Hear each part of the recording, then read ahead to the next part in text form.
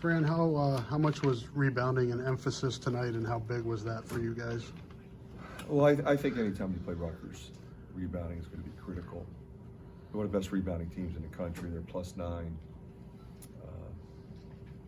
And if they shoot the ball really well, they're incredibly difficult to beat. But when they don't shoot it well, they go back and get it typically. So if you don't rebound the ball, they're just going to get it, put it back in, or going to get it thrown back out. So obviously an emphasis, and really proud of our guys for how they responded to that area. Fran, Connor hadn't scored a point, I don't think, in the last 2 games. He steps up there and makes those 4 free throws. Just talk about that confidence at the end there. Yeah, he did a great job inbounding the ball. I probably shot him in the other time and throw it in to CJ. But big rebound, got fouled. Know they're going to double. Know they're probably going to foul. You got to be strong with it. Step up there and switched 4 of them. So really proud of him. But I think he expects that of himself, and that's how you got to close a game out when you're. It's a 1 possession or 2 possession game, makes a big difference coming down the stretch with less than 30 seconds. Fran, they take the lead late, and then you guys respond with a bucket and then a miscamp 3. What's it say about your team when things get tough? They seem to always be resilient, especially towards the end. Yeah, I think you're right. I think we certainly, after the 2 turnovers, had an opportunity to hang our heads, and we did not do that. We kept fighting. We executed on offense to perfection, and then we got the key stops on top of it. It's one thing to come down and score, it's another thing to score, get a stop, make your free throws, and that was really, really impressive there. How does Luka continue to elevate his game? Who's that? Luka. Well, I don't know if he's elevating his game. He's just dominant every night. You don't. You look at him and it's like, well, I'm not surprised. 28-13. Johnson's really good. I think he's one of the better big men in our league and in the country.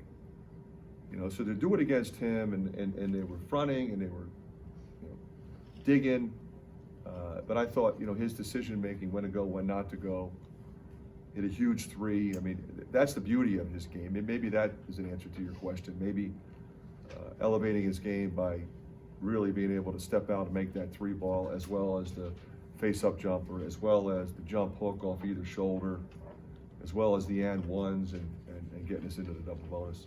You talked yesterday about Toussaint, and you obviously weren't down on him or giving up on him. You got to let him play. Is he an X factor for this team when he plays like he did tonight?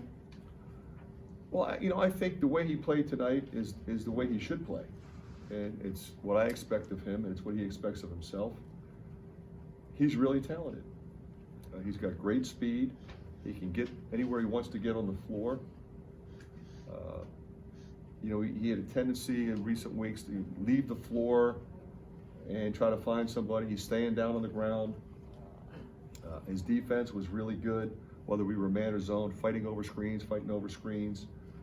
7 rebounds. He's going to, stick his nose in there on the glass and come up with big rebounds, big loose balls.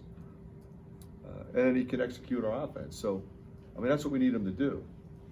And I'm just proud of him. I didn't get down on him. He didn't get down on himself. He studied it, kept his head up, came back and had a great game. Back to Luka, how does his presence help or elevate the guys around him? Well, obviously, creates a lot of confidence. When you can throw it in there and get to the free throw line and get a bucket. He covers up. You make a shot. You take a shot that misses. He gets it, puts it back in. He covers up a lot of things. I think defensively, he's really in a good place. He was always an offensive player that rebounded the ball. Now he's protecting the rim and sliding his feet, seeing things, talking to his teammates, and really impacting the game at both ends. Fran, what did you have to do well to score 85 points against this team? What was the most important part of it? I think it's decision making. It's ball movement and decision making.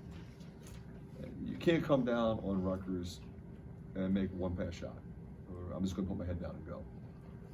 But you might be able to go all the way in transition. You might be able to move it, go. Move it, go. It closes down, kick it. Now you have space, shoot it, drive it again. And it's understanding that and not forcing anything. We call a set.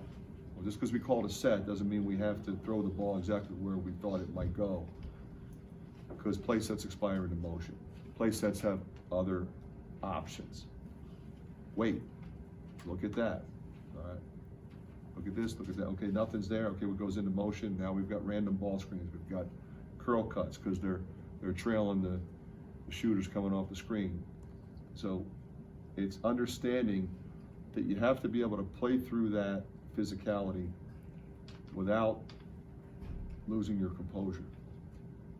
And I thought that's what we did in order to get 85 points against this team. Very good defensive team. Very as impressive a team defensively as I've seen on film. Everything you just described is just coaching points. How receptive is this team to coaching? Well, very receptive to coaching, but I think true students of the game. When they're watching film, it's not like, okay, coach will be done in 15 minutes, right? It's, okay, I got it, okay. And then I'll ask questions. It's not like I'm talking and they're sitting there half asleep. All right, what would you do here, Chad? What would you do here? Okay, what are they doing? Well, what will work against that? So you got to get them thinking a little bit differently, so they're not being preached at. They're a participant in the discussion. I mean, that's what coaching is. Get them to understand what's required. And then if everything breaks down, somebody's got to go make a play, especially when the shot clock's running down. How enjoyable is this team to coach for you? Like how It probably is as enjoyable as any I've had. I mean, I've had some that were really fun to coach. I mean, I will say this. I mean, we have, since I've gotten in the business, I can't think of a team that didn't have character and didn't try to do everything I asked them to do. Had a few clunkers in there, but this team kind of deals with whatever comes their way. There's no excuses, and they really, I think, more importantly, we talk about accepting coaching, that's important, but I think they really support one another. And so if somebody does make a mistake, nobody's yelling at them. It's like, hey, we're going to do this now. Get to the next play. All right, next play. You got to get there. Forget what just happened. Still time on the clock. All right, we're up one, we're down one, whatever. All right, we're going to run a play. We're going to execute the play. And that's what they did. Luka seems like he's having so much fun out there. Does that rub off on the other guys? And I mean, the crowd loves it, but he's just so enjoyable to watch out there. He's always been like that. I mean, since the first time I saw him play his sophomore year in high school, he's always been like that. He loves the game. I think his energy level, along with that, is what's infectious. Because when the big fella's sprinting and attacking the glass at both ends and making plays and doesn't take a possession off, seemingly never gets tired, that's going to impact everybody else. Thank you.